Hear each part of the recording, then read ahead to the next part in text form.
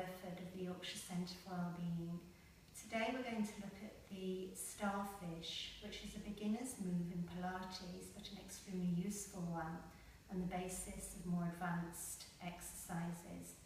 So Amanda is helping me, and the first thing we need to do is make sure our position is correct. So we have equal weight between the two shoulders and the two hips. The stomach is flat and we engage the pelvic floor to about 30%, of which we could use the full amount, 100, but we don't want to do that. We want to keep a mild engagement. And we create a hollowing around the navel. The spine has its natural arching, which we refer to as neutral, so I'll just show you that. This is your natural curve in your spine. We don't want to have the back arching and the stomach sticking out at any point, because this will stress the spine.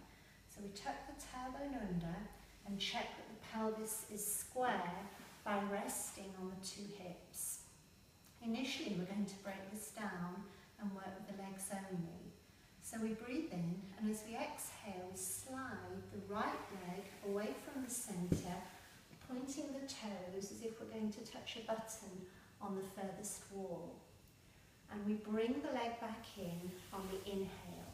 Inhale to prepare, and exhale to stretch the leg away.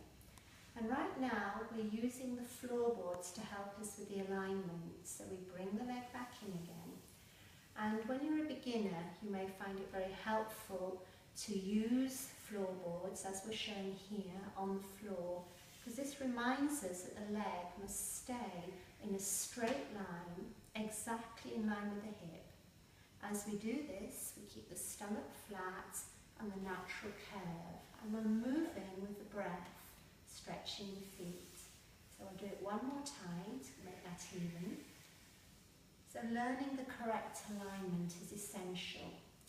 And now we're going to look at the upper body. So breathing in, and as we exhale, we float the right arm back, softening the elbow and bringing the back of the arm to the floor, and then allow it to come back down and moving to the other side. So again, flowing with the breath.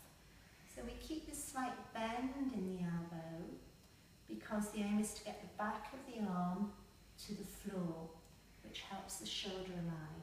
And again, you can see that we keep the stomach flat and the natural curve. Once we have established the arm and leg, and we have good technique, we put them together. So now we're going to inhale, and we're moving the opposite arm and leg away from the centre, coming back in, and we move away on the exhale. The stomach remains flat, the natural curve. Now in addition, we're going to think that we're knitting the rib cage together, because this will actually close the rectus abdominus. The rectus abdominus is an external muscle which in pregnancy will separate, a perfectly normal thing to happen.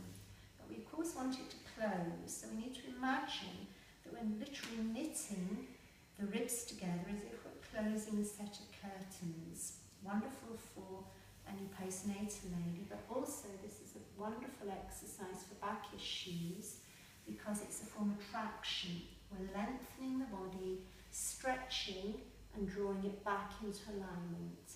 So the starfish, a beginner Pilates exercise. And we'll finish with this one. Thank you, Amanda.